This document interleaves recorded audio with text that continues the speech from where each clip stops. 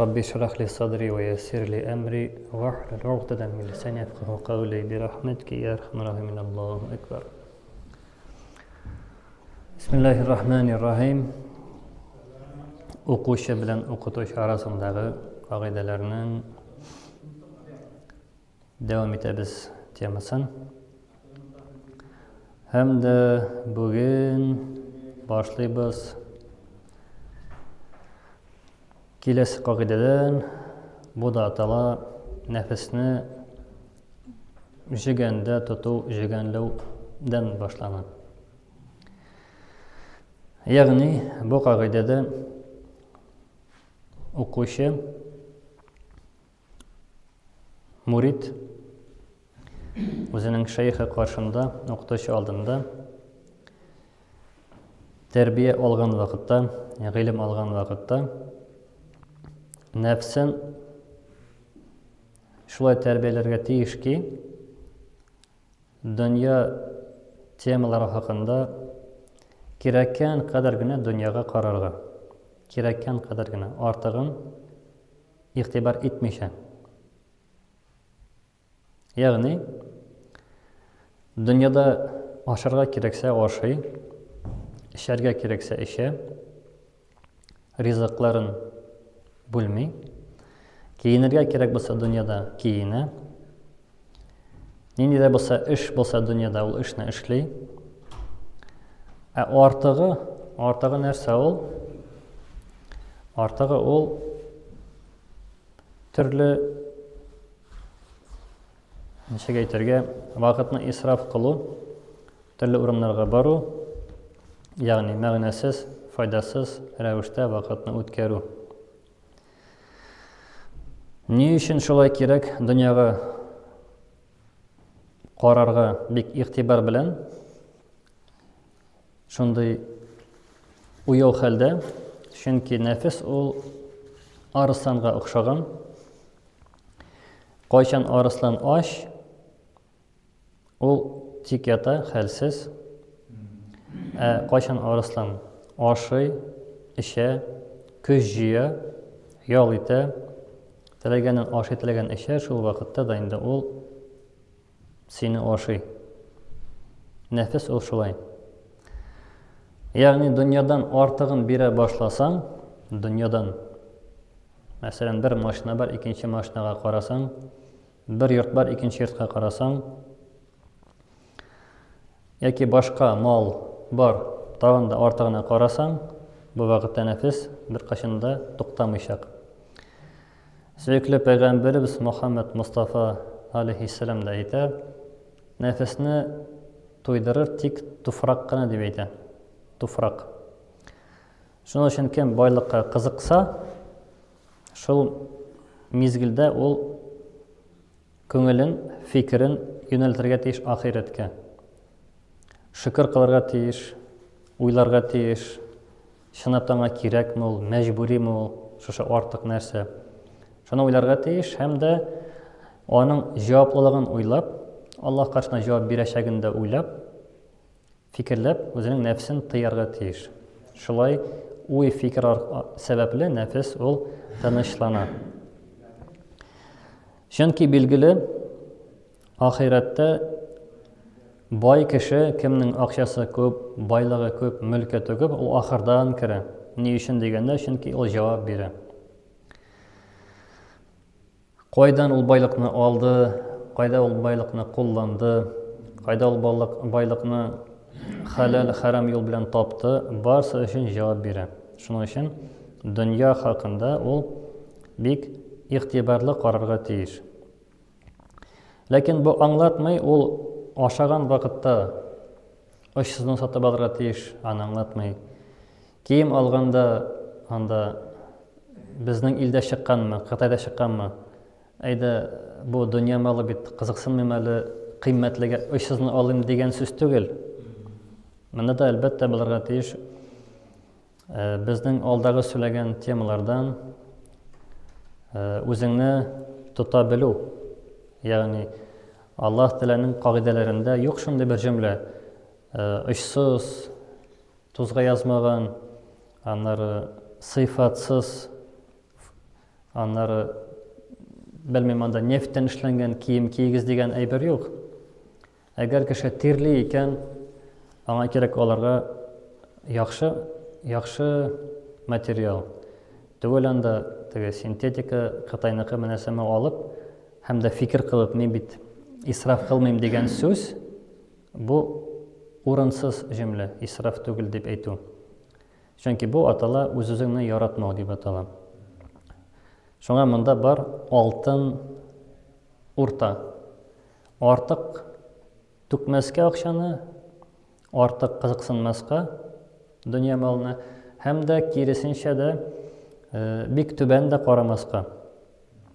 Ягъни, ярар, мин шул бүген 100 сум эшләсәм, 100 сумга шаурма сатып алсам, шул миңа ихтияҗ түгел. Эшләргә күп, үзеңә кирәкле ризыгын алырга, калганын күршегә дә бирергә була. Монда безнең бар ислам динендә закат дигәндә җөмлә. Закат бирергә була, кайчан кеше анда тырыша барырга. Шуның өчен мөселман кеше: "Я Рабби, миңа акча бир, мин бай буласым килә, фақир мин" дип дуа кылмый. Нәрсә әйтә? "Я Рабби, иман бирдең, шөкер. Намаз бирдең, шөкер. Ураза тотырга насыйп иттең, шөкер. Менә закат бирергә насыйп итсәң" дип дуа кылырга тиеш. 4-нчесе закат. Шул вакытта Аллаһ Тәгалә иң беренче чиратта нәрсәне бирә? Байлыкны бирә. Чөнки закат бит бирә кем? Бай кеше бирә. Ләкин ул бит сорады нәрсә? Закат бирергә дип сорады. Шуңа закатны да бирәчәк. Чөнки ул иң беренче акцент. Шушы игътибарлык нәрсәгә бирде? Закат. Закат биргән насыйп ит дип әйткәч, Аллаһ Тәгалә закат биргән насыйп итә. Кем байлык кына сораса, байлыкны Аллаһ Тәгалә бирә. Ләкин аңарга әйтсәң, әйдә хәзер закат инде бир дисәң, ул закат бирә аламы? Бирә алмас. Йөрәгеннән тартып алган кебек, мин төннәр буе эшләдем бу акчаны, ничек хәзер аны бирәм дип, ничек аны бирәчәк? Аңа авыр булачак, бик авыр булачак. Шуңа кем закат бир дип сораса, бер аты белән 2 үрдәкне тоткан була. Һәм бай була, һәм закатны бирә. Шуңа бу киләсе кагыйдә. Дәвам итәбез. Киләсе кагыйдә ул да булса кыюлык. Мөселман кеше, укучы, шушы мурид, укытучы алдында гыйлем алып, шейх алдында, шейх хузурында өйрәнә нәрсәне? Нәфескә каршы торырга кагыйдәләрне. Билгеле рәвештә бу кагыйдәнең исеме атала кыюлык дип. Мисал китерсәк, кайбер очракта сизелә, ул егет кеше, ягъни улы. Әнисенә мин сине яратам дип әйтә алмый. Кызы әтисенә яратам дип әйтә алмый. Яки кызы әнисенә әйтә алмый, мин сине яратам, улы әтисенә әйтә алмый, мин сине яратам. Яки улы ишетми әтисеннән: "Улым, син минем горурлыгым" дип әйткәнне ишетми, чөнки әтисе әйтә алмый. Әнисе әйтми кызына: "Кызым, син безнең горурлык, минем шатлыгым, безнең әтиң белән күңелнең сөйенеше, язы" дип әйтә алмый. Нигә? Чөнки ул да нәфеснең бер кимчелеге. Нәфес әйтергә телидер, ләкин ниндидер киртә бар, әйтә алмый, кыюлык җитми. Һәм дә үземнең күргән мисаллардан бер мисал, кафеда ашаганда шунда бер мисал булды. Күрше өстәлдә утырган бер ир-хатын утырадыр, зур яшьтә. Һәм дә алда яшь пар утырадыр. Яшь пар, егет белән кыз, ир белән хатындыр бәлки, өмет итәбез инде шулай. Бу бит инде шушы 2 зур яшьтәге кеше, шушы пар, теге 2 яшьне күзәтли. Теге апа әйтә бит инде, күреп, егетнең кызга мөнәсәбәтен күреп, Ирен әйтә. Ей, сөйкем белән инде пар. Шатланып әйтә. Бу ирдә бит инде. Тапкан кая карарга. Сорау, не ул әйтә? Мин уйламыйм, аның күңелендә шундый ук җөмлә бардыр дип уйлыйм. Бардыр дип уйлыйм түгел. Аның күңелендә икенче җөмлә бардыр. Ул да уйлыйдыр. Эх, мин дә әйтсәм хатыныма шулай. Мин дә шулай хатыныма карасам, хатын да миңа шулай сөйкемле караса, теге кыз, теге егетне үпкән кебек, хатын да мине шулай үпсә дигән фикер, мин уйлыйм, всяканда бар. Ләкин шушы нәфес әйттерә алмый, нәрсә әйтә? Тапкан кая карарга. Ул бит инде нәфес не позволит әйтергә. Әйе, хатын шулай инде. Без шулай яши алмадык, шулай яратып, шулай күгәрчен кебек гүл-гүл килеп яшәүне. Ул не әйтә алмый, чөнки ул аңа бит ничек әйтәләр, ниже плентоса, ул бит ир кеше, то что хатын алдында мин шулай үземне кыйырсытаммы мин. Ул әйтә алмый. Но фикер бит аның бар. Бар, инде фикере. Ничек егет белән кыз, ничек яраталар. Минекеләр шулай булса, мин дә шулай әйтсәм хатыныма, ул да миңа шулай әйтсә дигән фикере всяканда бар. Неужели юк? Бар. Но әйтә алмый, кыюлык җитмәй. Шуңа менә бу киләсе кагыйдә кыюлык. Нәфескә каршы тору. Чөнки нәфес шундыктан да ул нык куркак. Нәфес нык куркак. Шуңа әйтәләр бит. Душа пляшет, душа поет. А дух боевой. Ул көчле. Ләкин кем? Дух безнең рухыбыз. Шуңа әйтәбез бит, рухи байлык, рухи шатлык, рухи көч-куәт. Әлеге шулай әйтәләр, хәзер инде күп кеше үзенең телендә белмәй. Бу рухи әйтәбез. Тегесе нәфес, нәфеснең теләге. Нәфес куркак, әйтә алмый. Мин сине яратам, син мине ярат. Әйтә алмый. Шуңа кирәк кыюлык, нәфескә кирәк кыюлык. Бу да кагыйдә. Киләсе кагыйдә ул да булса корбан дип атала. Киләсе кагыйдә корбан кылу.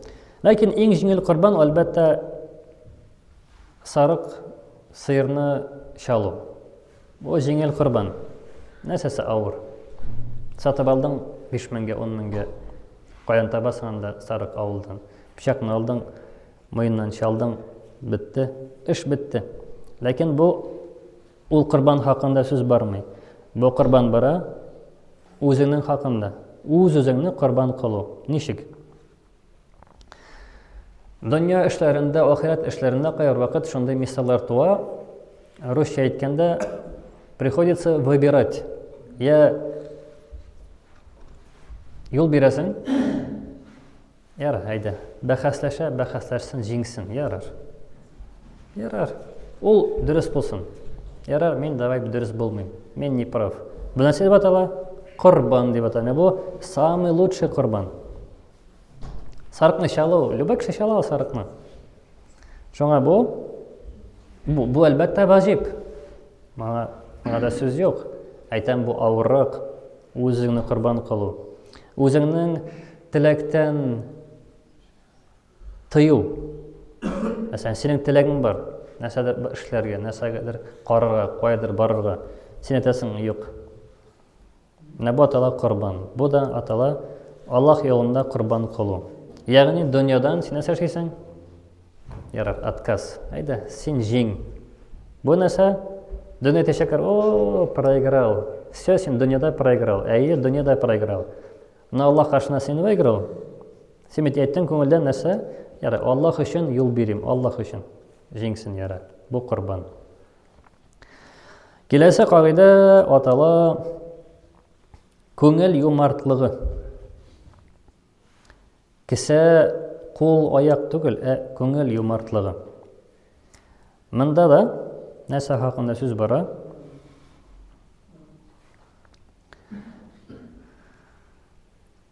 Иң әүвәл хак. Бу әлбәттә зур тема, хак темасы. Бар Аллаһ хакы, бар кеше хакы. Безнең халык аны ишетеп белә, мәкаләдән күрше хакы, Аллаһ хакы дигәннән күрше хакы бар. Ләкин моңардан башка тагын хаклар бик күп. Шуңа бу юмартлык хусусында хакларны хакын бирү, һәр нәрсәнең хакын бирү. Бу да атала юмартлык дип атала. Мәсәлән, кайбер кеше ишә миңа тутырып салды. Кайбер кешеләр шундый бар, әс салсаң ул үпкәли. Ләкин дин буенча Имам Газали китабында язылган бу кагыйдәләр иреннең бар хакы. Күрше хакы бар. Аңардан башка хак юкмы? Бар. Күз хакы бар, ирен хакы бар, кул хакы бар, гәүдәнең хакы бар. Һәр нәрсәнең хакы бар. Хатын хакы, бала хакы, ир хакы, әти хакы, әни хакы, һәр нәрсәнең хакы бар. Именно мисал алсак иренне, шәй эчкәндә әгәр дә тутырып шәйне салсаң стаканга, шәй эчкәндә иренне пешерсәң, син иреннең хакын боздың дип атала. Бу уже отдельный гунах. Моның өчен җавап бирә кеше кыямәттә, чөнки бу гәүдә бирелгән кешегә әманәт иттереп, бу әманәт. Гәүдә безнеке түгел, гәүдә Аллаһ биргән безгә вакытлыча кулланырга. Кыямәт көндә сорашак, син гәүдәне мин биргән, ничек карадың, ничек тәрбияләдең, юдыңмы? Юынырга, бу да хак. Киендеңме урамда, эшемәдеңме? Бу да хак. Кояш булганда күләгә булсын дип эссе капмаска кидеңме? Бу да хак. Шуңа һәр бер хакны үтәргә кирәк, юмартлык. Нәфеснең юмартлыгы. Булар барсы да безнең кагыла нәфескә. Баягысы кагыйдә беренчесе әйттек, ул нәфесне тоту. Бу да нәфескә бәйле, кыюлык. Бу да нәфескә бәйле. Аннары курбан дидек. Бу да нәфескә бәйле. Аннары юмартлык. Бу да нәфескә бәйле. Можно я поговорю, потом вы поговорите, ребята? А то как-то некрасиво. Можете там поговорить? Пожалуйста. Если у вас есть серьезный разговор, я не против. Дәвам итәбез. Нәфеснең шушы кагыйдәләре хакында, бу нәфес кагыйдәләре тик укучы дип үтә бу тема. Ни өчен? Чөнки моны укучыга өйрәтә ала. Башка кеше моны беркем дә өйрәтә алмый. Шуңа тик укытучы һәм укучы. Ягъни шейх белән мурид арасындагы хак кагыйдәләр. Киләсе кагыйдә атала тугрылык кагыйдәсе дип атала. Бу атала нәрсә дип? Кеше беренче чиратта куя үзенең өйрәнгән гыйлемен, кагыйдәләрне һәм дә аңа тугры итеп буйсына. Коръәндә Аллаһ әйтә: "Лима тaqulun ma la taf'alun." Ни өчен сез сөйләгәнне үзегез эшләмисез дип әйтә. Шуның өчен беренче чиратта имам өстенә шушы бурыч төшә, сөйләгәнне эшләргә. Әгәр имам кеше сөйләгәнне эшләмәсә, кыямәттә иң беренче чиратта җәзаны ул күрә. Ягъни бүгенге мисалда мин булам инде. Шуңа бу нәрсәне ата, ишеттең бер нәрсәне укытучыдан, әгәр үзеңне укучы дип санасаң инде әлбәттә, аңа гына кагыла. Чөнки башка кеше әйтергә может, ул миңа авторитет түгел, мин аны тыңламыйм. Ул вакытта сүз дә юк, урысча әйтмешле закон да юк, суд та юк. Монда бара кем хакында? Укучы, укытучы. Нәрсә эшли? Ишетте, ишеткәч аны теориядан куя практикага. Аны эшли башлый. Менә бу атала тугрылык. Пәйгамбәрнең хәдисләрендә дә күп килә. Пәйгамбәр әйтә: "Ман амила бима алима." Кем белгәне белән хәрәкәт кылса, кем өйрәнгән гыйлемен гамәлдә кулланса, фааврасаху Аллаһу ал-илма ма лам я'лам. Аңа Аллаһ Тәгалә бүләк итәчәк гыйлемне, шундый бер гыйлемне бүләк итәчәк ки, ул гыйлемне китаптан алмады да, кештән ишетмәде дә, бүләк итәчәк дип әйтә Пәйгамбәрбез. Бу ислам динендә жеңіл қағидаларның бірсі. Бик жеңіл. Әгәр дә кеше белгәнен, ишеткәнен, күргәнен гамәлгә куя башласа, бер көн уяна, аның күңелендә гыйлем, башында гыйлем бар. Ул уйлый, странно, мин моны каян беләм, китапта укымадым, ишетмәдем, күрмәдем. Ә үзем беләм. Мугъҗиза. Бу пәйгамбәрнең сүзләре. Кем белгәне белән гамәл кылса, Алла Тәгалә белмәгәнен өйрәтер, белмәгән гыйлемне бирер дип әйтә. Димәк, нәтиҗә, ни өчен без уянмыйбыз иртән? Бернинди яңалык та юк. Шәтта бер нәрсә дә өйрәнмәдем бүген. Вывод, нәтиҗә нинди? Димәк, кеше белгәнен гамәлгә куймады әле. То есть теория бар, практика юк. Белгән бит ул, гыйлеме бар бит, ләкин эшләмәй. Эшләмәй гыйлем буламы? Юк, булмый. Әлбәттә гыйлем булмый. Гыйлем була кайчан белгәнен гамәлгә куя, менә шунда Аллаһ Тәгалә бушка бүләк итә гыйлем. Бушка. Укымыйча, тырышмыйча. Кемдер әйтер, мин күрмим, ишетмим. Аллаһ Тәгалә бирә гыйлемне, күрмәсә дә, ишетмәсә дә, ләкин белгәнен үтәсә. Мисал, бер кеше белә. Уң яктан йөрергә сөннәт, аны белә. Пәйгамбәр уң яктан йөргән икән, бу сөннәт гамәл. И шуны белеп, урамда уң яктан йөри. Кай бер кеше әйтә, яра, ул сөннәт кенә бит инде. Мин сул яктан барасым килә. Вот сөннәт кенәмени дип кул селтәдеме? Димәк, нинди нәтиҗә? Белгәнен ул үтәмәде. Гыйлем бар, ә гамәл юк. Гамәл юк. Димәк, нәтиҗәдә гыйлем булачакмы? Юк. Чөнки гамәл булмаса, гыйлем не кирәк? Шуның өчен киләсе кагыйдә да как раз гыйлем кагыйдәсе. Укучы шундый гыйлем алырга тиеш ки, аңа иң әүвәл кирәк булачак шәригатьнең хөкемнәрен үтәргә. Иң беренче кагыйдәләр ул тахарат. Бу гыйлемнең башы. Кайбер кеше тахаратны вроде ала белә, шулай дип үзен уйлый. Мин ала беләм дип уйлый. Карыйсың булай итеп тахарат алганда, тахарат дөрес алмый, бүтән дөрес алмый. Әйтерсез, нинди хата булырга можетмы? Анда хаталар күп. Анда бит колны юарга да, битне юарга да, сыпырга да, аякны юарга да, монда юеш әтергә түгелмени? Шулай да, ләкин кагыйдәләре бар. Кагыйдәне кеше үтәмәдеме, тахараты да булмый. Хаталары бик күп. Ул үле бит инде, мин тахарат ала беләм, гыйлем бит юк. Аннары намаз хакында тоже кайбер кеше намаз укый, ләкин намазның фарзларын белмей, кыямны белмей, рукугны белмей, муен ничек торырга тиеш, былаймы белмей, рукугның хөкемнәрен. Сәҗдә кылганда аяк җирдә булырга тиешме, күтәрелергә тиешме, белмей. Аяк сәҗдәдә шулай күтәрелеп йөри. Сәҗдәгә китә, аякларын шулай итеп күтәрә идәннән, шулай итеп куя. Сәҗдәдән торганда опять күтәрә, аякларын аерып идәнгә куя. Аннары әйтә, намаз түгел, намазның ләззәте юк, намазның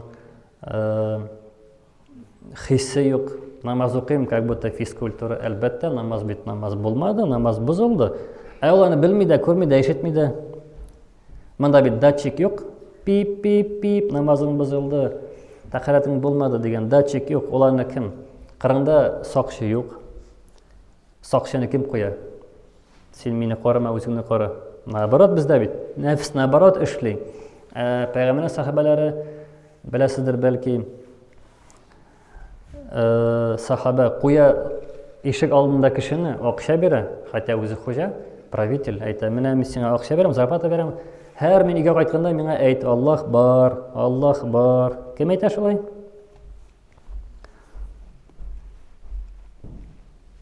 Кем исеме? Һәр көн исенә төшерә. Ярар, өйрәнерсез. Зур сахаба. Бер көн кайта аннары, теге битне көтә зарплата.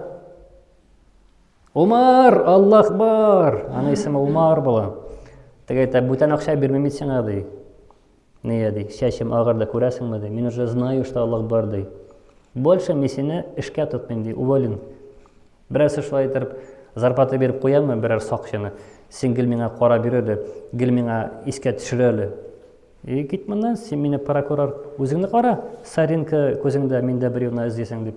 Шуңа без нәрсә әйтәбез, киресенчә, бер кеше хатаны тапса, сразу нәрсә эшли башлыйбыз? Критика. Шулай бит. Менә бу как раз гыйлем темасы. Шуңа монда укучы белергә тиеш, иң әүвәл булырга тиеш гыйлем, аңа нинди гыйлем? Әлегесе көндә файдалы гыйлем. Намаз белән бәйле, ураза белән бәйле. Юкса аңа, мәсәлән, мирас гыйлеме бәлки әле кирәкмидер укырга мирас. Ягъни наследственное право. Малайга күпме, кызга күпме. Булар гыйлем диндә бар, ләкин ул кешегә пока кирәкми. Шуңа бу этап-этап өйрәнерлек гыйлем булырга тиеш. Һәм дә инде бүгенгә агыргысын әйтергә була, шундый бер кагыйдәне, ул кагыйдәнең исеме дә атала мохтаҗлык дип атала. Ягъни кешенең һәр вакыт Аллаһка мохтаҗ булуы. Алдагы багазырда әйткән идек, күп бар дәрәҗә. Һәр кеше көн сайын үсә бер дәрәҗәгә. Диндә бар 40 дәрәҗә. 40 макам дип әйтелә. 40 урын, 40 дәрәҗә. Кемнәрдә? Военныйларда булса анда йолдызлар, анда ничә штук булсалар да дәрәҗә. Ахыры генералиссимус булса, әйтик. Диндә 40 макам бар. Ул китапның исеме дә 40 макам дип атала. Ул китап бар, макамат 40 макам. Һәр кеше шушы макамга көн сайын үсәргә тиеш. Ни өчен? Чөнки һәр бер кеше теләргә тиеш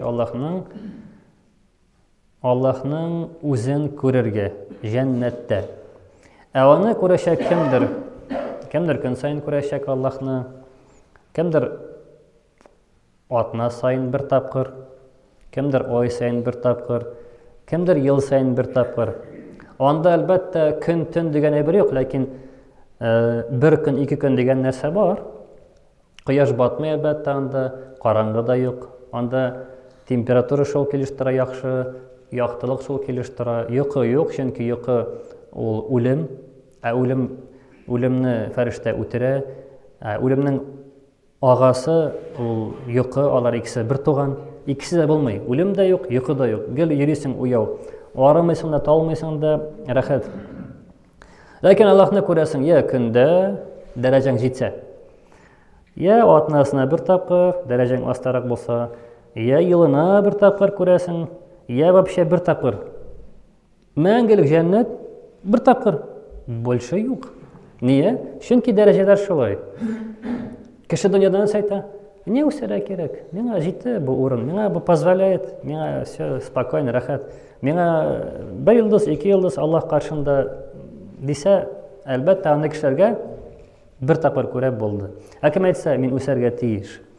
Мин Аллаһның кулы яратырга тиеш, ул мине ярата, мин дә аны яратам. Мин дә үсәргә тиеш, мин дә аңа күңелемне бәйләргә тиешмен дисә, бу как раз атала кагыйдә мохтаҗлык. Һәм дә монда шундый 2 кызык урын бар. Беренче макам ул атала, беренче урын атала гашык дип атала. Кешенең гашык булуы.